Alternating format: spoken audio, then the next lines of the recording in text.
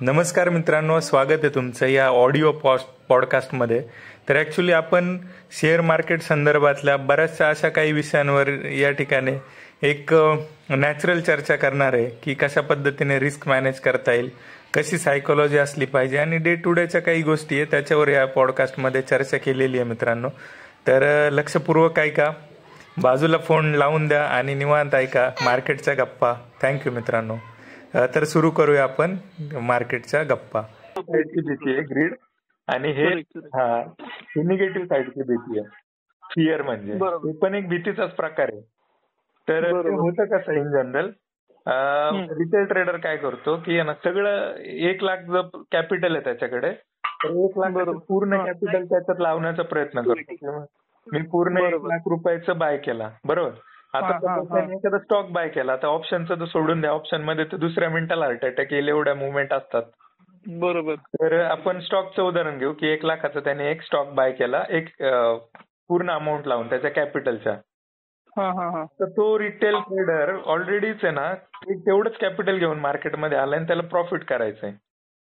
बरोबर. सायकोलॉजी आहे ना ती व्यवस्थित नाही राहू शकत. त्याचं रिझन असं आहे की त्या 1,00,000 रुपयावर त्याला 2 ते 3% लॉस त्याला कमीत कमी घ्यायचा आहे.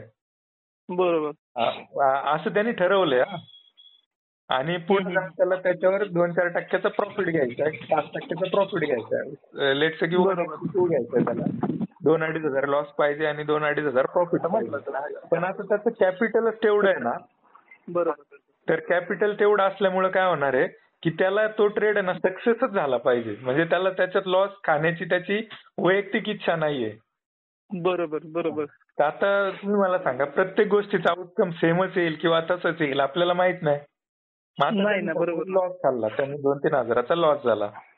आता तो पॅनिक मध्ये येईल. आता नेक्स्ट ट्रेड काय करेल, तो परत एक ट्रेड घेईल. म्हणजे समजा आता 95,000 शिल्लक रिकव्हरी करायच्या हिशोबाने घेतो, ट्रेड करेल तो. मग आता तो त्या भीतीमध्ये की कुठं एखादा ट्रेड मिस आउट तर नाही होणार ना, की स्टॉक पडायला लागलाय मी घेऊ का नको घेऊ, बरोबर ना. पुन्हा एक ट्रेड टाकेल.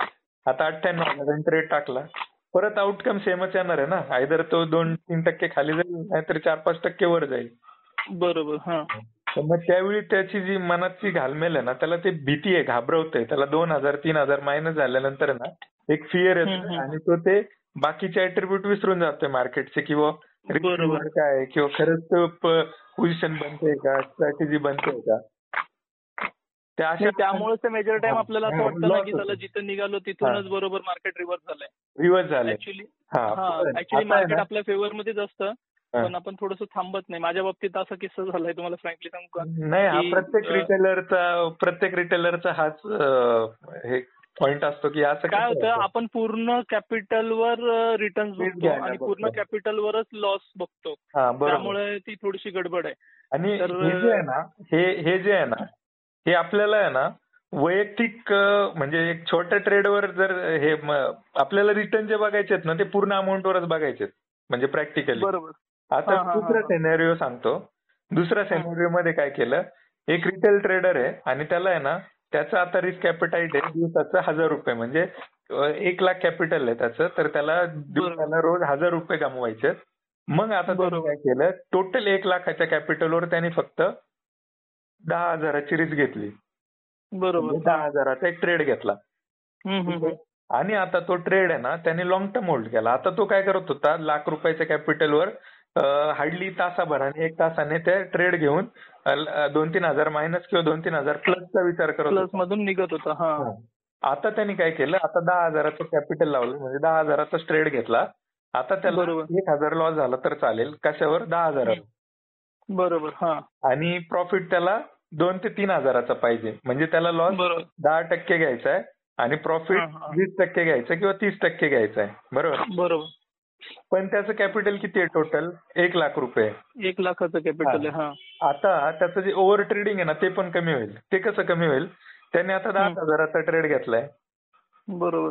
10,000चा ट्रेड घेतल्यामुळे त्याला 1,000 रुपये मायनस व्हायला वेळ लागेल. बरोबर. म्हणजे नेक्स्ट ट्रेड मध्ये त्याला वेळ भेटेल ना. मग पूर्ण दिवस त्याच्यातच गेला की मला ट्रेडच नाही भेटला दुसरा. मग आता सकाळी 9ला घेतला होता, 3-3:15 पर्यंत तर त्याला ट्रेडच नाही मिळाला, कारण त्याचा पहिल्याच ट्रेड मध्ये तो अटकलाय. आता तो थोडासा पॉझिटिव्ह असेल, 200, 300, 400 रुपये पॉझिटिव्ह असेल. ओव्हर ट्रेडिंग पण कमी होईल. ओव्हर ट्रेडिंग त्याची बाय डिफॉल्ट कमी झाली. आणि त्याचं क्लिअर होतं ना की मी ते ट्रेड घेतल्यानंतर तो चुकीचा आहे का बरोबर आहे काय आहे, ते डिसिजन पण त्याचं संपलं. आता तो आहे ना एकदम डिसिप्लिन वेल रिस्क रिवॉर्ड वाला ट्रेडर झाला. म्हणजे कसं 1,000 मायनस झाला तरच मी आउट होईल, नाहीतर मी 3,000 पॉझिटिव्ह झालं तरच आउट होईल. मी मध्ये आउटच नाही होणार. बरोबर. असे कंटिन्युअस त्याने 10 ट्रेड घेतले ना, 10 ट्रेड घेतले त्यातले 5 जरी लॉस मध्ये गेले ना, 5,000चा त्यांनी लॉस जरी खाल्ला ना, बरोबर 5 ट्रेड मध्ये 1:2 घेतलं ना तरी त्याला 10,000 झाले आणि 5,000 प्रॉफिट मध्ये आला. म्हणजे तो 50% टाइम ऑफ रॉंग असून सुद्धा तो प्रॉफिट मध्ये आला. आणि हे फक्त 1:2 आपण 1:2 येतं, पण हे 1:4 पॉसिबल आहे, 1:3 आरामात पॉसिबल आहे. अच्छा, ते कसं पॉसिबल आहे मी तुम्हाला काही पुढच्या व्हिडिओ मध्ये सांगणार आहे. तर हे अशा पद्धतीने पॉसिबल आहे. आणि क्रिप्टोची जी गोष्ट केली होती ना आपण, तर क्रिप्टोमध्ये तर ते 200% पॉसिबल आहे की आपण ते रिस्क रिवॉर्ड घेऊ शकतो. आजकाल क्रिप्टोमध्ये पण ऑप्शन ट्रेडिंग व्हायला लागली आहे. नाही, पण ते मेजरली आहे ना 2च त्याच्यात आहेत, बिटकॉइन आणि इथेरियम. ते पण अगेन रिस्की आहे की 2च इन्स्ट्रुमेंट आहे आणि ते 2 इन्स्ट्रुमेंट पळतीलच किंवा त्याचा बॅकडेटेड डेटा जसा निफ्टीचा आपल्याकडे आहे की कोणी बाय केलं सेल केलं, नक्की काय पोझिशन आहे आणि काय त्यांना म्हणायचंय, तर त्या बेसिसवर आपण काही ट्रेड घेऊ शकतो. आणि तसं आपण इथेरियम आणि बिटकॉइन वर नाही घेऊ शकत. माझ्या हिशोबाने जर कोणाला इथेरियम बिटकॉइन ट्रेड करायचंय ना, तर त्याने ऍज अ इक्विटी म्हणूनच केलं पाहिजे. फ्युचर म्हणून केलं तर ठीक आहे, पण त्याचं जे लिव्हरेज आहे ना ते हार्डली 5x पेक्षा जास्त तर नाही घेतलं पाहिजे एका पर्टिक्युलर टाइमला. आणि सेम पोझिशन म्हणजे प्रत्येक ट्रेड आहे ना सेम साईजचा घेतला पाहिजे. असं कधी नाही केलं पाहिजे की नंतर एखादा वाढवला किंवा काय केलं असं. तर पोझिशन सायझिंग आपण वाढवतो, ती नाही वाढवली पाहिजे. तर हे त्या रिलेटेड झालं पोझिशन सायझिंगचा तो हे विषय. आपला भीती विषयीचा विषय होता की मला ती भीती काय येते की मी एखादा ट्रेड घेतला, म्हणजे आता बाकी गोष्टींमध्ये भीती थोडी कमी येईल, पण फ्युचर जे आहेत ना ऑप्शन ट्रेडिंग करताना ना ट्रेडरच्या मनात फार भीती येते. ते भीती कशामुळे येते की तो ओव्हर लिव्हरेज असतो. आता तुम्ही एक विचार करा, एक जे ऑप्शन कॉन्ट्रॅक्ट आहे ते ऑलरेडी त्याचा डेरिव्हेटिव्ह फ्युचर आहे, अंडरलाईन निफ्टी आहे. बरोबर. आणि निफ्टीचा जो अंडरलाईन डेरिव्हेटिव्ह आहे फ्युचर, आणि फ्युचरचा पण डेरिव्हेटिव्ह पुढे जाऊन ऑप्शन आहे. तर मग ऍक्च्युअली त्याची कॉन्ट्रॅक्टची साईज आहे ना 16 लाख रुपयाची आहे. म्हणजे निफ्टीचे जे 50 गुणिले 75 गुणिले 25चा जो लॉट साईज आहे तेवढी त्याची ऍक्च्युअल साईज आहे. तर मग ट्रेडरला हे कळालंच नाही की ऑप्शन बाईंग करणं किती रिस्की आहे. म्हणजे किती मोठ्या अमाऊंटचे आपण ट्रेडिंग करतोय तेव्हा जाऊन एक कॉन्ट्रॅक्ट बाय सेल करतोय. बरोबर. बाय डिफॉल्ट रिस्क तेवढ्याची आहे. तरी काय हरकत नाही, आपण ते कन्सिडर केलं की आपण एक शॉर्ट टर्म बाईंग करतोय किंवा सेलिंग करतोय, तर त्या अर्थाने काय होईल की त्याची रिस्क रिवॉर्ड पण ते सेम करावं लागेल आपल्याला. बरोबर. ते किती अमाऊंटवर करावं लागेल, ते निफ्टीच्या लेवलवर करावं लागेल. म्हणजे कसं, समजा निफ्टी 25,500 चाललाय, तर मग ते 200 पॉइंटला माझ्या एका ऑप्शनची रिस्क किती आहे, म्हणजे तेवढा खाली झाला तर मला एखाद्या कॉल पुट मध्ये घेऊन बसलो तर चालेल का मला, बरोबर. त्या अँगलनी ते बाईंग सेलिंग केलं पाहिजे. तर ते हे छोट्या लॉटनी ते होणार नाही. म्हणजे एकदम स्पेक्युलेशन जे आहे ना ते येणार नाही. आणि ते डिसिप्लिन आहे ना इम्पॉसिबल आहे की तुम्ही एक स्कॅल्पिंग करताना बाय करता आणि पुन्हा सेल करता, बाय करता सेल करता. मग अगेन फिअर आणि ग्रीडचा विषय तर तो तुमचा एकदम रॅपिड फास्ट होणार आहे ना. म्हणजे आपण दिवसभरात ते फिअर आणि ग्रीडला कंट्रोल करण्यासाठी जे मागचे मेजर बघितले ते मेजर आपल्याला ह्याच्यात होणार आहेत, म्हणजे पूर्ण 2-3 मिनिटात होणार आहे असं.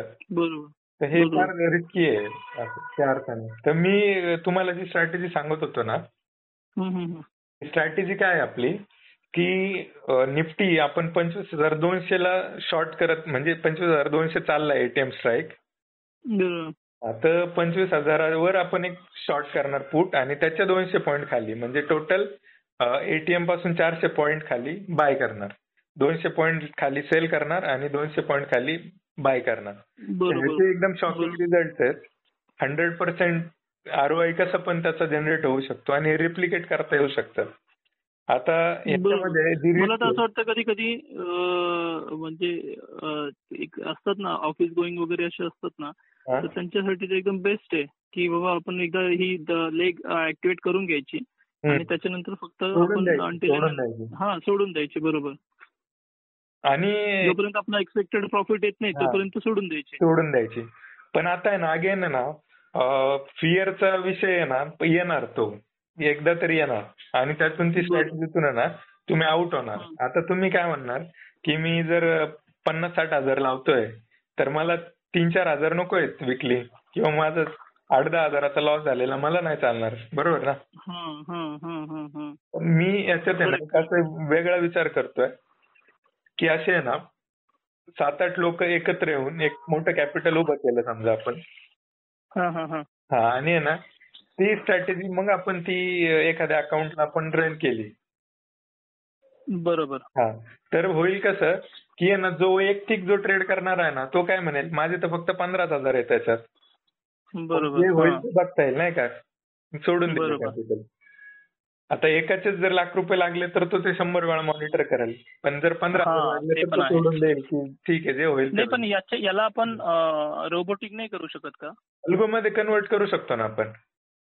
अल्गो मध्ये कन्वर्ट केलं म्हणजे ते आधीची झालं ना फ्युचर लॉंग आणि कॉल सेलची वाली, आपण त्याला आहे ना ऍक्टिव्ह मॉनिटरिंग गरजेचं आहे. जसं की डेटा वगैरे मोठा मूव आला तर काय होणार वगैरे करावं लागतं.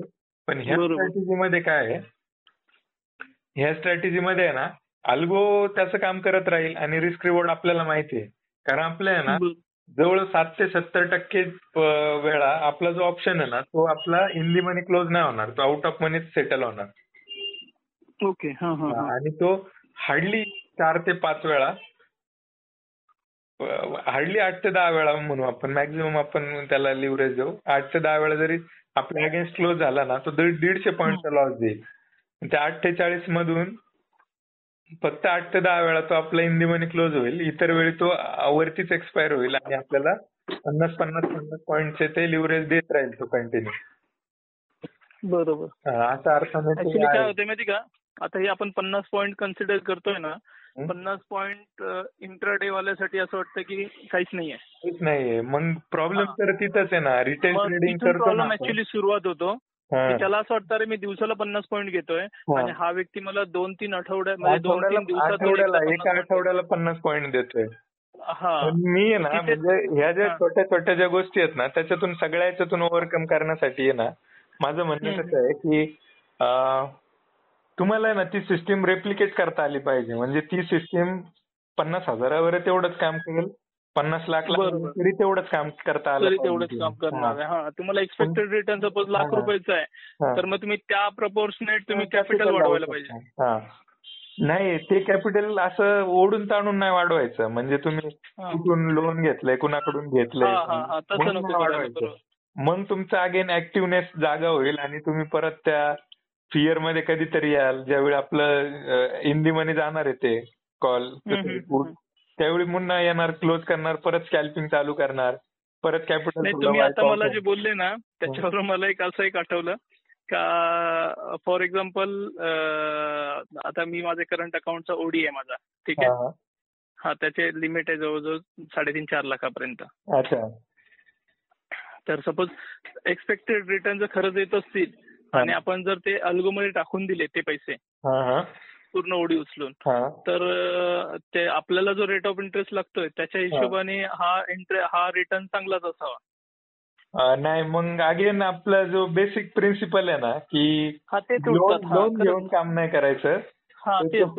त्याच्यावरून आठवलं मला, म्हणूनच मी तुम्हाला बोललो. आपलं बेसिक प्रिन्सिपललाच ब्रेक केलं त्यांनी. त्यामुळे मग आपल्याला इथे 500% जरी रिटर्न दिसत असले ना तरी आपण ते नाही करणार. कारण आपण अगेन त्या तुम्हाला त्या स्ट्रॅटेजीचा कॉन्फिडन्स येत नाही. मग आपण त्याच्यात नाही काय कॉन्फिडन्स पण येऊ द्या. कॉन्फिडन्स तर मी बॅक टेस्टेड आहे, काही अडचण नाही. फ्रंट टेस्टेड आहे, स्वतः ते अकाउंटला रन केलेलं आहे. पण होतं काय, ज्यावेळी आपण मोठं कॅपिटल लावतो ना, किंवा कॅपिटल आपलं नाही, आपलं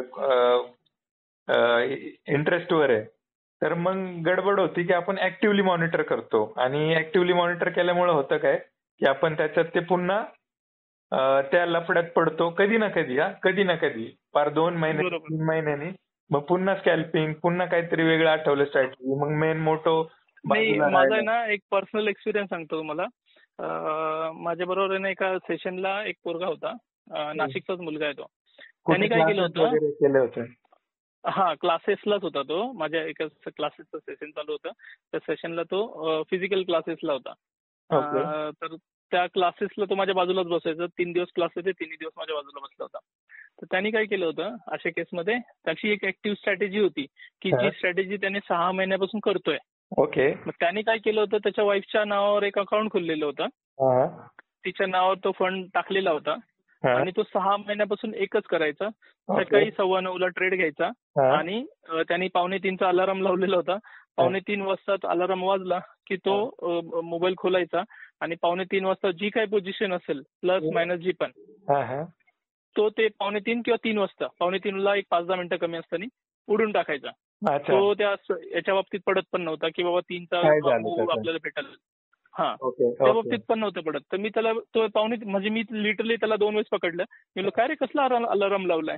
तर मग त्याने मला सांगितलं की बाबा ही जे चालू आहे ना, ह्यांचं तर ठीक आहे, मी शिकतोच आहे, मी माझी एक स्ट्रॅटेजी मागच्या 6 महिन्यापासून वर्किंग करतोय. तर त्यांनी मला ती स्ट्रॅटेजी पण सांगितली होती. दोन्ही साईडचे लेग तो ऍक्टिव्हेट करून ठेवायचा ऍक्च्युली. ओके. म्हणजे सेफर साईडला राहायचा तो, आणि सेलिंग स्ट्रॅटेजी होती ती. ओके. दोन्ही साईडचा लेग ऍक्टिव्हेट करायचा, आणि त्याच्यामध्ये 4 लेग असायचे ऍक्च्युली. बाय सेल असे दोन्ही साईडचे असायचे. आता ती माझ्या लक्षात नाही ऍक्च्युली. हेजिंग असायचं ते. Butterfly strategy. बटरफ्लाय वगैरे असेल तर मग ती करून ठेवायचं. तर त्याचं असं म्हणणं आहे की मी 1 लाख रुपये अडकवले होते 6 महिन्यामध्ये. त्याला काहीतरी माझ्या मते 22-23 हजार रुपये तो गेन मध्ये होता, प्रॉफिट मध्ये होता.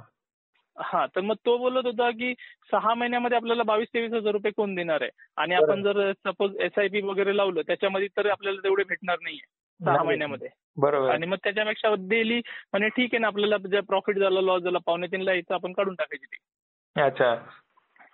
असं तसं काही जर एक डिसिप्लिन असलं ना की बाबा या स्ट्रॅटेजीला सांगू का, ह्या स्ट्रॅटेजीला आहे ना, म्हणजे मी आता तुम्हाला माझे काही मेजर सांगतो, तुम्हाला हसायला पण येईल की हे असे पण काही प्रकार आपण करून काही कंट्रोल रिस्क किंवा म्हणजे हे ओव्हर ट्रेडिंग टाळू शकतो का. तर मी तुम्हाला आता मागे सांगितलं की आपण एका टप्प्यामध्ये जास्त वेळ टिकलो ना, बरोबर, तर मग आपण ते ओव्हर ट्रेडिंग कमी होणार आहे, कारण आपल्याला ते कॅपिटल खुलं नाही होत ना दुसरा ट्रेड करायला. मग आपण करत नाही. तर मग त्यांनी पण तेच केलं की पहिल्यांदा जे एक ट्रेड घेतला होता त्या ट्रेडमध्ये प्रॉफिट होईल किंवा लॉस होईल, तर त्याचा इमिडिएट लॉस नसेल होत, म्हणजे हार्डली तासाभरात लॉस नसेल होत, मे बी लॉसच नसेल होत, किंवा जी डिझायर्ड पोझिशन आहे टार्गेट किंवा स्टॉप लॉस ते काहीच हिट नसेल होत, आणि त्याला संध्याकाळी क्लोज करावं लागत असेल.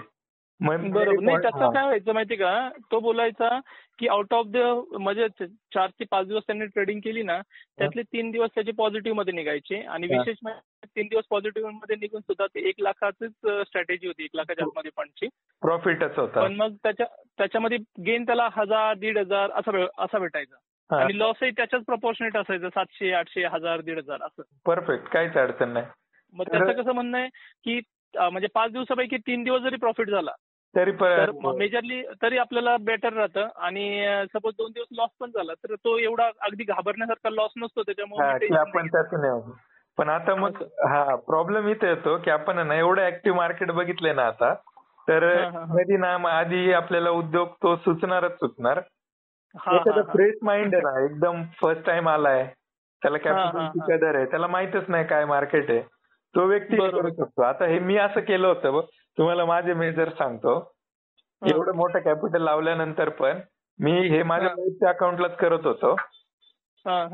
पण मग मेल आयडी दिलाय तिचा, फोन नंबर माझा, किंवा मग अशा पद्धतीने तिने मला तो ओटीपी नाही सांगायचा, सॉरी तिचा मेल आयडी माझा, ओटीपी तिने मला सांगायचा नाही, आणि ते मला लॉग इन नाही करता आलं पाहिजे. म्हणजे मी एकदा लॉग इन केल्यानंतर ते करायचं.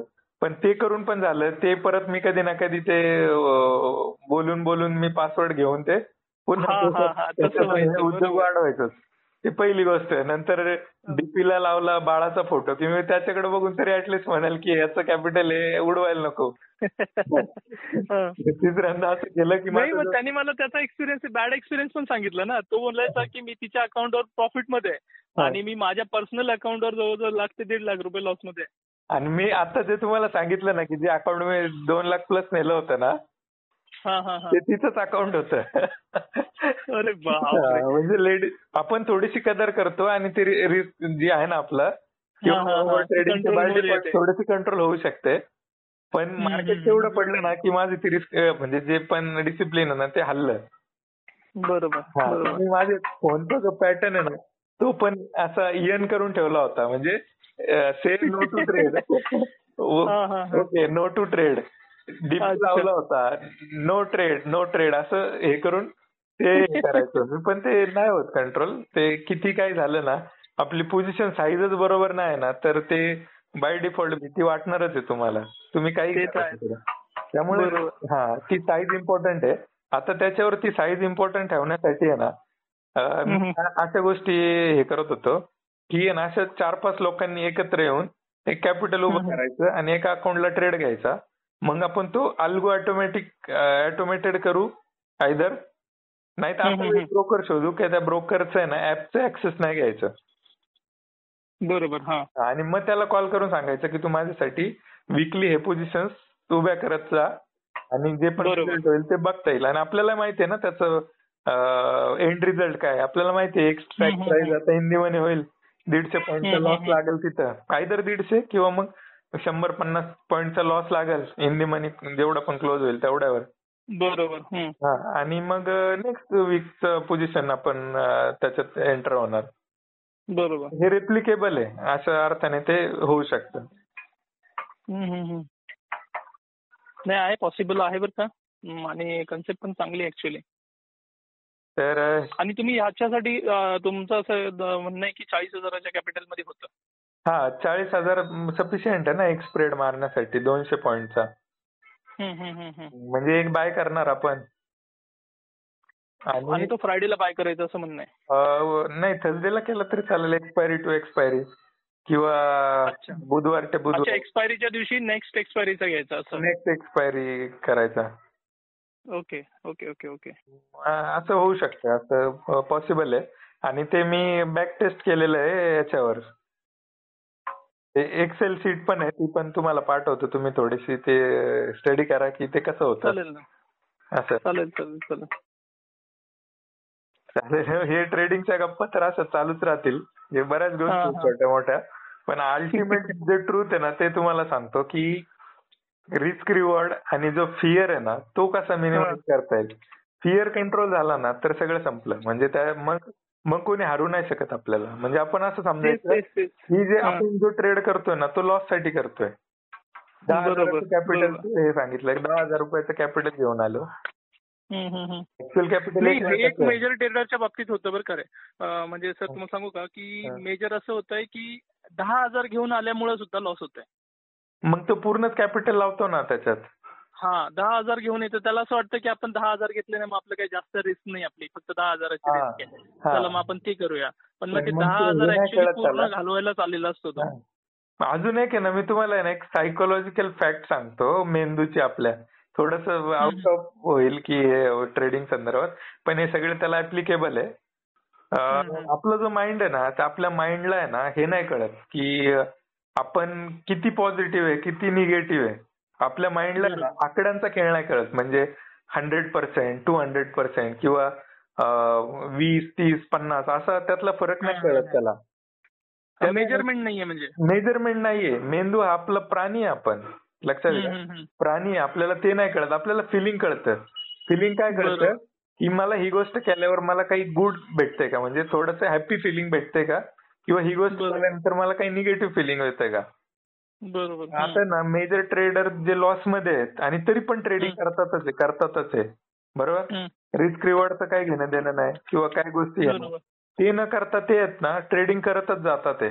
किंवा मग काही लोक आहेत ते जे सपोज जुगार खेळतात आहे किंवा एखाद्या व्यक्ती दारू पितोय एखाद्या व्यक्तीला आहे ना एखाद्या पर्टिक्युलर गोष्टीचा नाद आहे आणि तो त्याच्यातून बाहेर निघतच नाही आणि आपल्याला माहिती आहे चुकीचं करतोय, बरोबर. पण तो त्याच्यातून निघू नाही शकत बाहेर. तसं ट्रेडरचं कसं होतं ते, आता ते काही उदाहरण देऊन सांगतो. म्हणजे समजा एक ट्रेडर आहे, त्याने एक ट्रेड घेतला 10,000 रुपयाचा, बरोबर, त्याच्यावर तो 1,000 रुपये लॉस झाला. बरोबर. आता त्याला आहे ना दोनच गोष्टी कळतात, एक तर हॅपी फिलिंग नाहीतर बॅड फिलिंग, थोडी निगेटिव्ह फिलिंग. आता तो निगेटिव्ह झाला, आता त्याला असं वाटलं की मी हे केल्यामुळे मला लॉस झाला, बरोबर. आता त्याला ग्रीड आली की मी पुन्हा ट्रेड टाकेल तर मला पुन्हा एक हॅपी हार्मोन, हॅपी फिलिंग मला भेटेल. मग त्याने काय केलं, पुन्हा 10,000चा ट्रेड टाकला आणि तो 200 रुपये प्रॉफिट झाला. आता त्याला आहे ना त्याच्या मेंदूला आनंद भेटला. बरोबर. आनंद भेटला, त्याने तो ट्रेड क्लोज केला. रिस्क रिवॉर्ड तेच होतं की -1,000 आणि प्लस 200-300 मध्ये पण त्याला हॅपी फिलिंग आली, त्याने काढून घेतलं की अजून खाली नको जायला, बरोबर. परत निगेटिव्ह फिलिंग नकोय मला. पुन्हा एक ट्रेड घेतला, आता 200 प्रॉफिट झालता. बरोबर. पहिल्या ट्रेड मध्ये 1,000 लॉस झालाय, आता 200 प्रॉफिट झालाय, तरी त्याला हॅपी फिलिंग आली. आता त्यांनी पुन्हा एक ट्रेड घेतला, परत 500 रुपये प्रॉफिट झाला, परत हॅपी फिलिंग आली. आता पुन्हा चौथा ट्रेड घेतला, पुन्हा 2,000 लॉस झाला, आता निगेटिव्ह फिलिंग आली. बरोबर. बरोबर. आता नेट टू नेट तो निगेटिव्ह आहे. परत एक ट्रेड घेतला, त्याच्यात 500 रुपये प्रॉफिट झाला, पुन्हा हॅपी फिलिंग आली. आता ह्याच्यात एवढ्या ज्या ट्रेड मध्ये आहे ना, जी फिलिंग आहे ना ती सेम आहे. म्हणजे 200 रुपये जरी कमवले ना तीच गुड फिलिंग येते. बरोबर. आणि निगेटिव्ह 2,000ला पण तीच बॅड फिलिंग आहे. बरोबर. तो डिफरेन्शिएट करू नाही शकत की मी काय चाललंय माझं, नाही का. तर त्यामुळे ना हे जे पण हे सिनेरिओ आहेत ना सगळे लॉस मेकिंग वाले, हे त्याला काहीच वाटत नाही की आपण का करतोय आणि हे कशासाठी करतोय आणि कशासाठी चाललंय.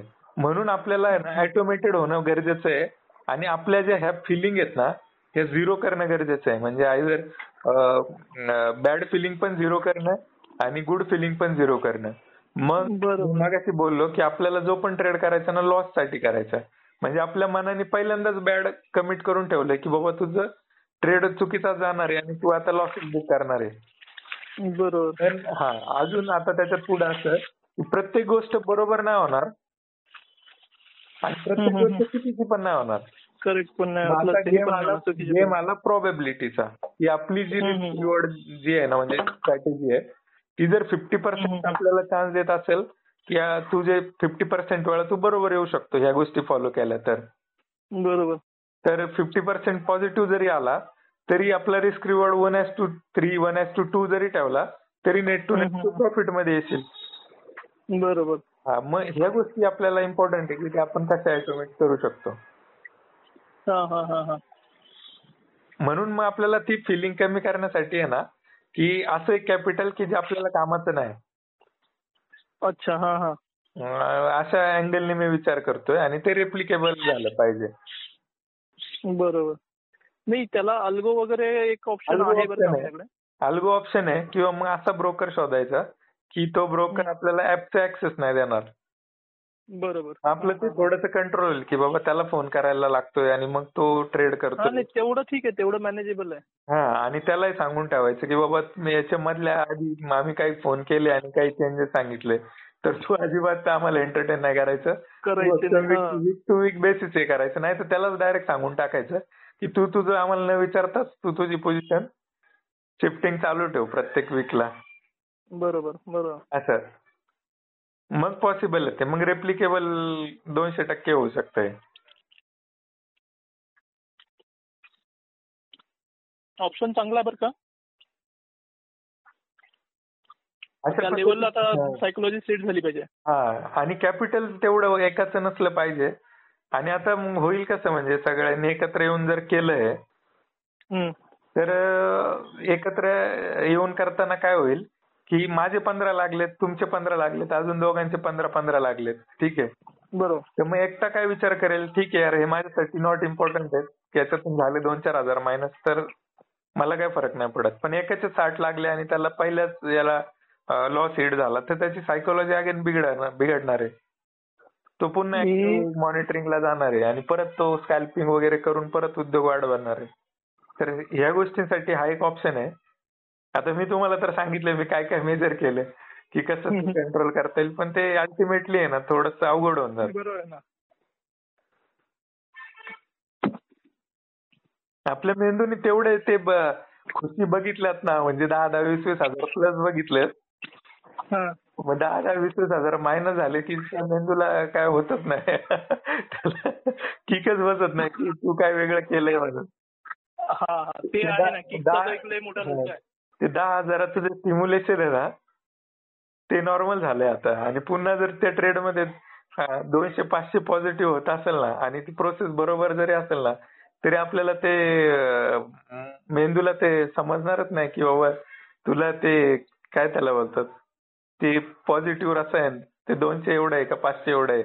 मग तो अजून रिस्क वाढवणार, मोठे मोठे क्वांटिटीज घेणार आणि परत अगेन बॅक टू हे. आता माझे ना तुम्हाला सांगतो अशा माझ्या कितीतरी स्ट्रीम्स आहेत की मी सलग 3-4 महिने प्रॉफिट आहे सेम प्रोसेस फॉलो करून आणि पुन्हा अगेन ते जे पण आहेत ते लॉस करून ठेवलेले. असं बऱ्याच वेळा झालं, बऱ्याच वेळा. माझ्या बाबतीत आहे ना पॉझिटिव्ह दिवस जास्त आहेत बरं का. हा पण निगेटिव्ह दिवस कमी आहेत. पण त्याला निगेटिव्ह दिवसाचा प्रॉब्लेम काय माहिती का, तो मोठे लॉसेस त्याच्यात गेलेले आहेत. ते सगळ्या रिटेलची स्टोरी सेमच आहे. त्यामुळे आता थोडं सायकोलॉजीवर काम करणं फार इम्पॉर्टंट आहे. ते तर आहे. चालेल, फार छान वाटलं बोलून या पॉडकास्ट मध्ये. नाही ऍक्च्युली मला पण बोलायचं होतं, तुमचे व्हिडिओज वगैरे बघतोय म्हणलं चला एकदा कन्व्हर्सेशन तर झालं पाहिजे. धन्यवाद सर, धन्यवाद. तुम्ही या पॉडकास्टला वेळ दिला आणि रिटेलरचं जे दुःख आहे ते समजून घेण्यासाठी थोडस त्याच्यावर प्रकाश टाकला त्याबद्दल धन्यवाद सर. आपण भेटूया नेक्स्ट अशाच काही इनसाइटफुल पॉडकास्ट मध्ये. तर मित्रांनो फॉलो करून ठेवा, सबस्क्राईब करून ठेवा आणि अशा इनसाइटफुल सेशन साठी चॅनलला सबस्क्राईब करा. थँक्यू मित्रांनो. Okay, thank you.